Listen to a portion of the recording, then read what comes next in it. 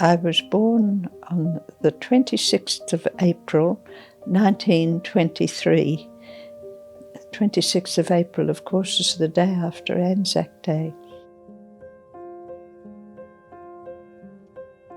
My parents christened me Barbara Krythia Mort, and Krithia is apparently a place, I believe, in Turkey, and my father, during World War I, had something about his army life at Krithia.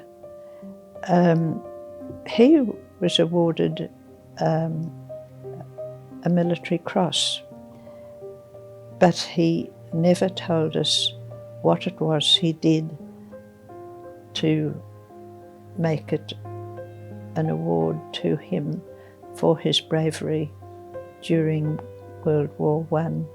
I had grown up in Sydney, in Vaucluse. I was in walking distance of Kambala School.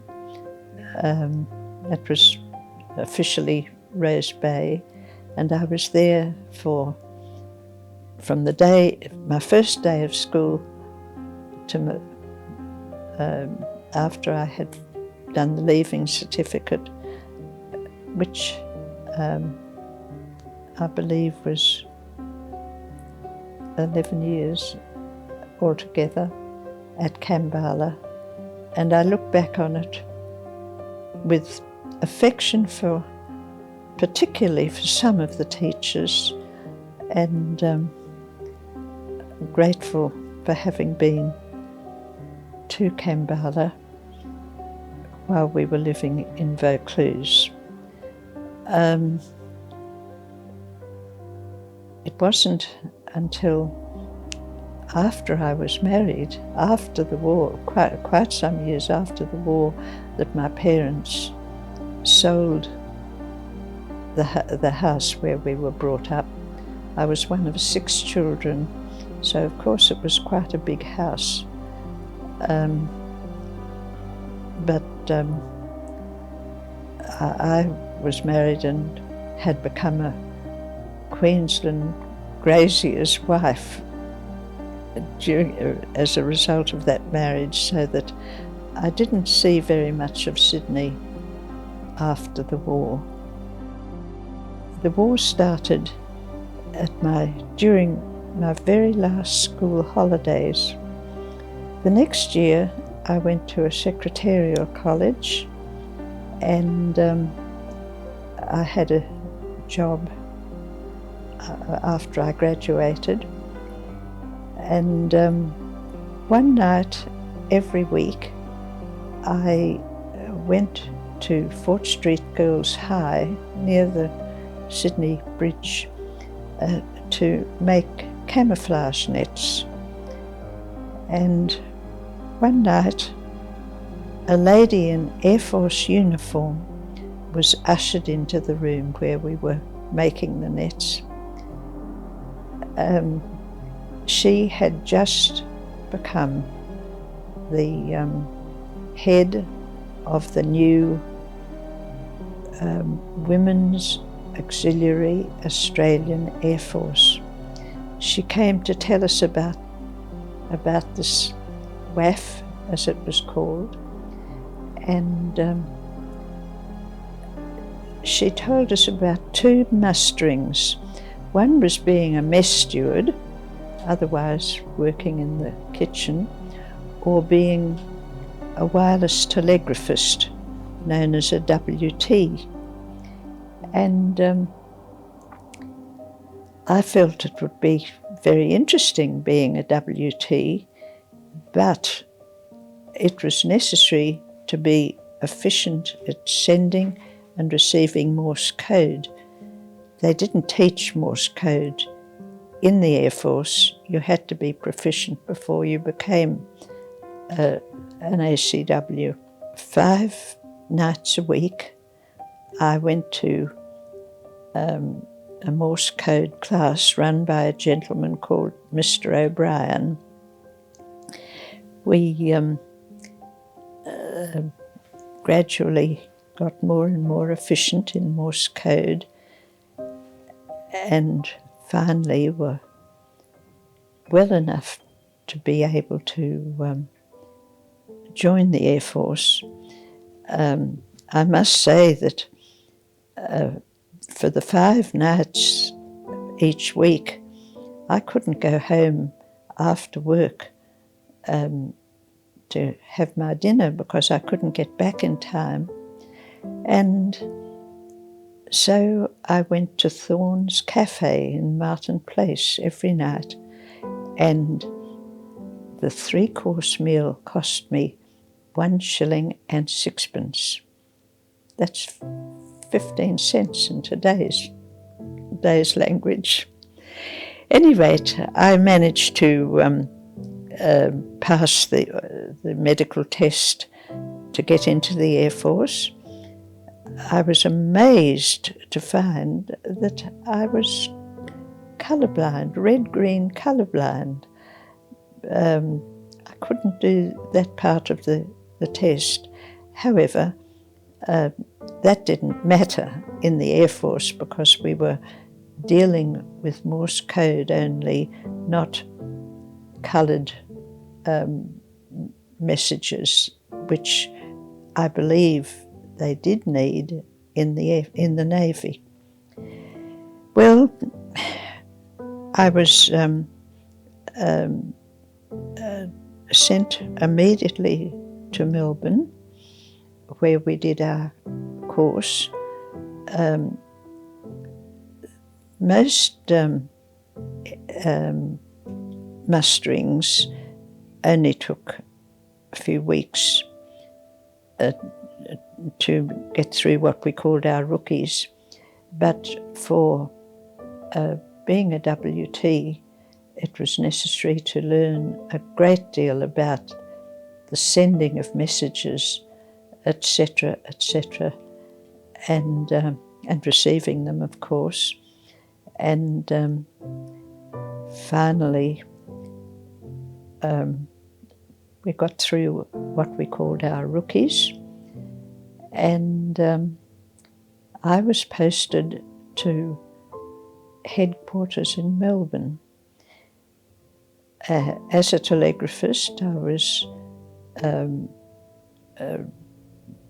getting I would be conversing with other telegraphists on the ground, and that was all pleasant.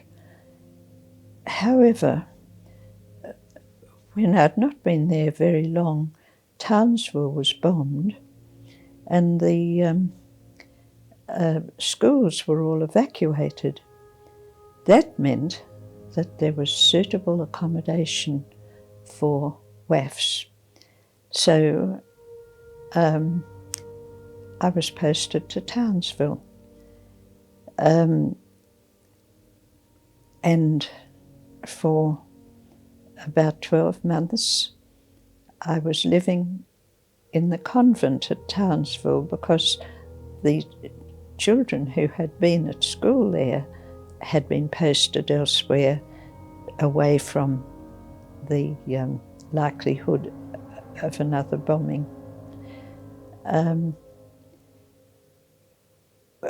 While there, for the first period, I was communicating with other ground stations and also sending out messages about weather, which of course was very important to the Air Force. And so it was a case of sending out the message to all stations from Townsville. CQ, V, VNTV, that's all stations from Townsville, and then the message would be sent on the Morse code machine. It's not really a machine, but that word will do. For about 12 months I stayed there, and then I was sent out to Garbett, the airport, and after that I was communicating with aeroplanes. It was very important for an aircraft to let it be known what plane it was and what time it was landing. Its ETA, estimated time of arrival. And that went on for about, all told, I was in Townsville for close to 2 years. And of course the war had progressed a lot during that time. And then I was sent to Richmond, just out of Sydney, and it was pleasant enough being there, the same sort of life that I had already experienced in Townsville. And then I finished up at Bradfield Park, and that was, while there, the war came to an end. I had spent all that time sending and receiving Morse code messages. I had spent that time making some wonderful friends. I can't speak highly enough of them all. And it was a wonderful part of my life. It was not much later that I was married, and that's why my name is now Barbara Thelander, no longer Barbara Mort. But I look back on the time when I was Barbara Mort with gratitude for the friendships that we had, and it's a delight to meet anybody who was in the Air Force during the war. We seem to have a lot in common. My husband was the son of a Brisbane doctor. He had apparently had a very bad head injury before the war. He joined the Army, AIF, but the accident caused trouble, and so he was put out of the Army. However, his older brother was a doctor, and he was on the hospital ship, the Centaur, which was sunk during the war, which of course was a very bad thing for them to do. It was obvious that it was a hospital ship, and my husband was dreadfully upset at losing his brother in that way. He was able to join the small ships run by the Americans, and so he joined up again in spite of having been put out of the AIF, And he came up to Townsville, and I happened to meet him at a particular function at the barracks, and we became good friends. He had a most excellent way of writing letters, so a very nice handwriting, and the result was that after the war we were married.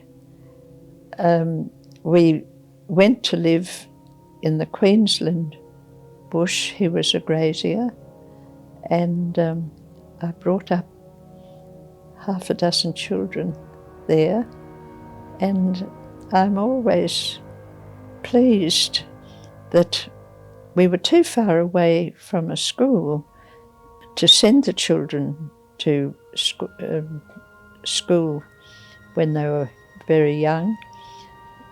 So rather than send them to boarding school until they were 10 years old, I had the pleasure of teaching them all by correspondence school. And I'll always be glad I had that in my lifetime. They have all done very well academically, so now I think that they could be the teachers and I could be the student. It was west of Gundawindi, right on the border, and I look back on it feeling grateful to the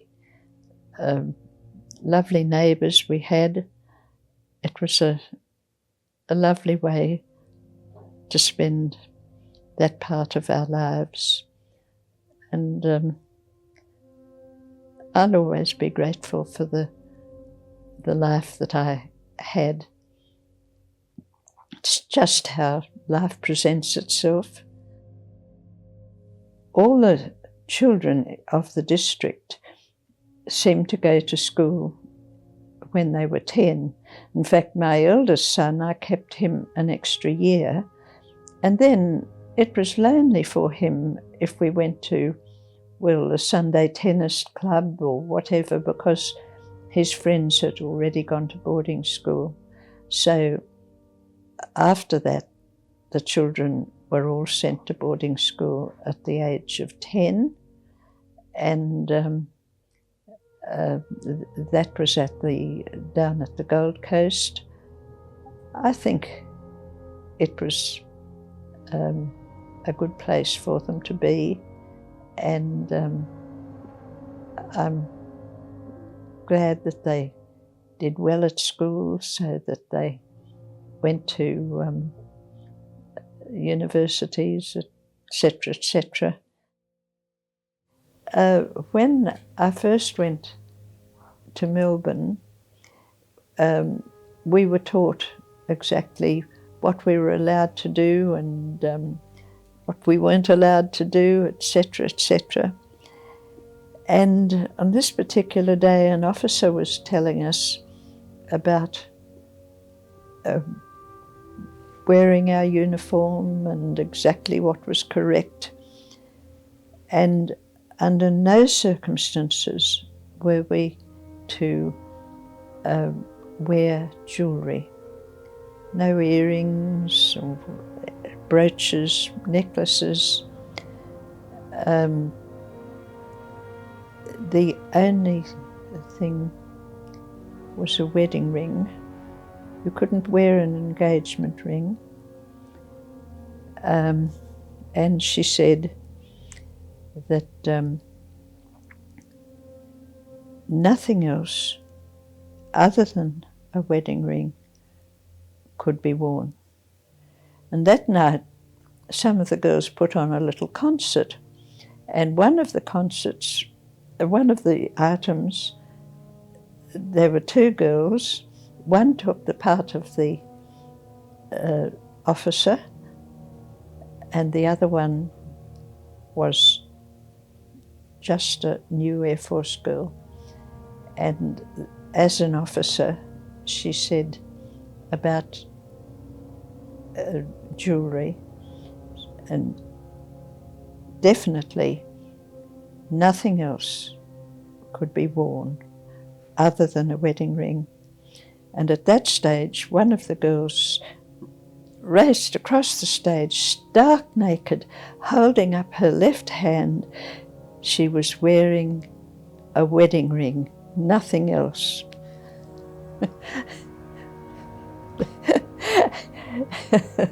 I'm still laughing about that, and that was how many years ago now? Yes, I didn't mention that we were shift workers. That is 24 hours a day, 8-hour shifts, and it was just the norm. We'd be marched to the SIG's office and take over from the girls who had already spent 8 hours, and we'd take over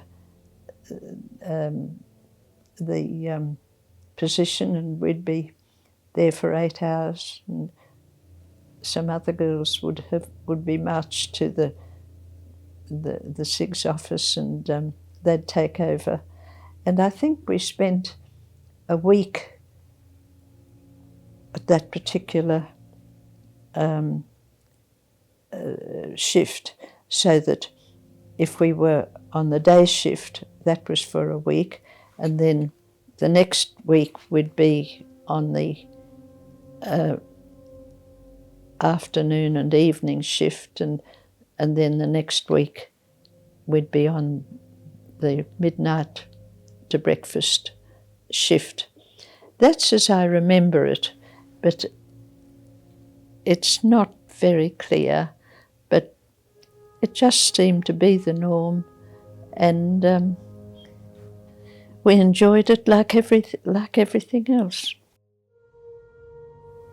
My memories of Townsville are just happy memories, even in spite of the fact that we had to get into the trenches on a couple of occasions with enemy planes that apparently didn't quite get there, but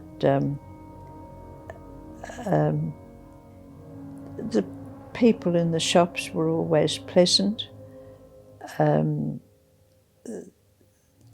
We managed to, from time to time, have a meal at a cafe in the town. It was very much a military city. We didn't see many civilians at all, and other service personnel were always pleased to talk to you, so that it was all quite pleasant. And living in the convent as we did, we were overlooking the harbour, and I just think of Townsville as being a pleasant place to be. It must have been very hot, but we were in summer uniform, and I don't remember dreading the heat. We were all suffering from it as much as each other, so it just meant that we kept on being good friends and enjoying one another's company in spite of the weather. Well, I married a grazier. We were 80 miles from Goondiwindi, which is quite a long way, but it meant that Anzac Day was an important day in Torwood, which was our nearest little town, and we always had that in the afternoon. In most places, Anzac Day is a morning thing, but we did not have a minister of religion living in Torwood. They, from time to time, visited. We had our priest who came once a month to give a service in Torwood. And so on Anzac Day we were able to get someone to come down from Goondiwindi to run the service for Anzac Day. And there were 3 very, very nice ex-Air Force girls who lived up in Goondiwindi, and they came down to Torwood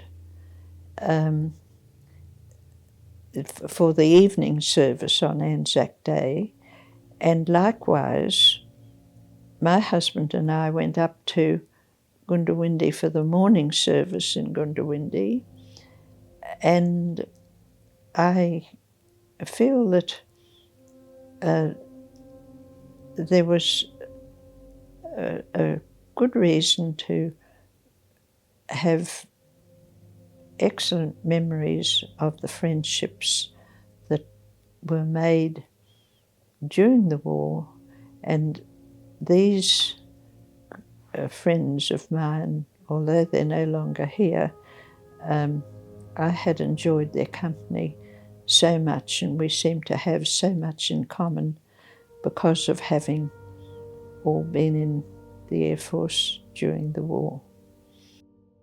While we were out west of Goondiwindi, it was very much a case of just making the most of life out there. If we had a very good year with, the sheep all having lovely wool and everything going beautifully, it still didn't make any difference to our life. We knew that if we had a good year with lots of rain, that who knows, next year we might have a drought. So we just went on living, appreciating what was good, but not making a great big thing of it.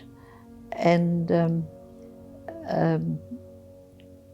I don't think my husband was very... he just accepted the bad years as well as the good years, because we couldn't alter it. It was just the way it was. And of course we had to have 6 children educated, so that financially it was a pretty big thing, but that was all looked after by my husband. I didn't discuss it very much with him. We were just glad that they all did well at school and had very nice friends, and we met some excellent teachers. And so it was, not, just from day to day. But when we came to Toowoomba, we sold the property, and we were able to have overseas trips, and joined various organisations, and I have never for one moment felt we should have gone to some place other than Toowoomba. Toowoomba has everything you need medically, etc., etc., and yet it's still small enough to be a very friendly place, and I'm grateful to all the lovely friends and neighbours that we have in Toowoomba. Well, I find that the Air Force Association, they're all very friendly. I go to their meetings. At this stage of my life, I'm no longer allowed to drive, so to go to a meeting I have to have an Air Force friend to pick me up and take me to a meeting, and we have the meetings in the morning and then go to lunch together. And yes, it's been wonderful to be part of the Anzac Day service. In recent years, I have not been allowed to march. I am given a place in a jeep, and whether I'm in a jeep or whether I'm marching, Anzac Day is still very special. I think it will be extremely special in another 3.5 years, plus 1 day, because that will be my 100th birthday. I think the very important thing to me is U3A, University of the Third Age. There's a choice of so many things you can do, and I'm delighted to go to several classes. And my son from Canberra had just retired, and he came up here to Toowoomba and came to a couple of U3A classes with me, having asked the tutor if I may bring him. He went back to Canberra and joined a U3A, and he's very involved with U3A because he enjoyed Toowoomba so much. It's wonderful. I can only speak highly of everybody I've met in U3A and of the tutors that do such a wonderful job.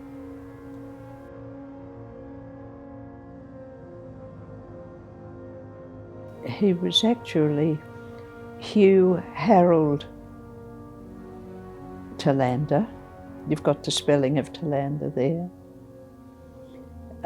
But he was known as Digger. And this was because he was born towards the end of World War I, 1918. And as a toddler, he liked wearing, I think it was his father's hat. His father was a doctor, but I think he must have belonged to something to do with the AIF. And so they called him the Little Digger because he liked wearing this fur felt. And the name Digger stayed with him for the rest of his life.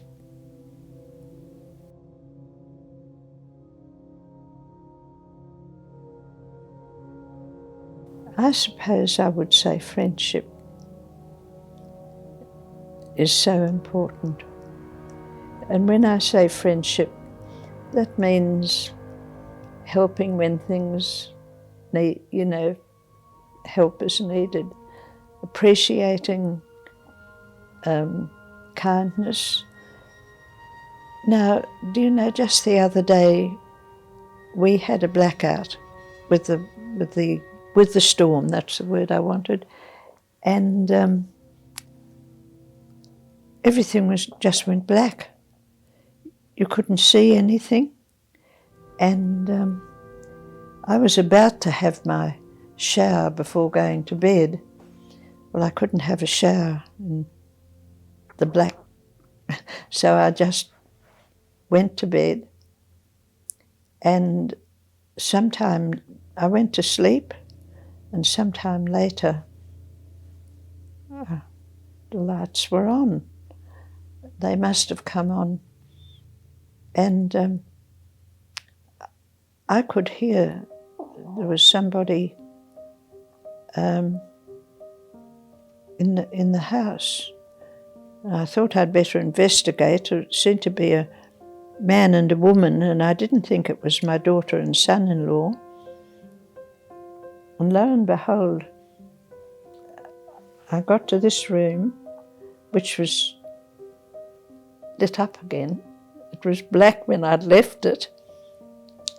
I'd been watching TV, and when the blackout ended, the TV came on again. And so in my bedroom, I could hear a man and a woman talking. And I didn't realise it was the TV. I wondered who the man and woman were going to be. But at any rate, it was no problem, and I'm still here.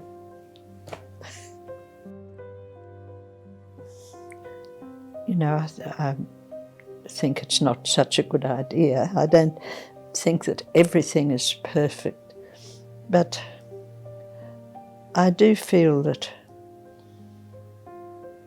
it's changed a lot during my life, but that's inevitable, and the population is so much bigger that obviously certain things have to be different from what they were like way back. But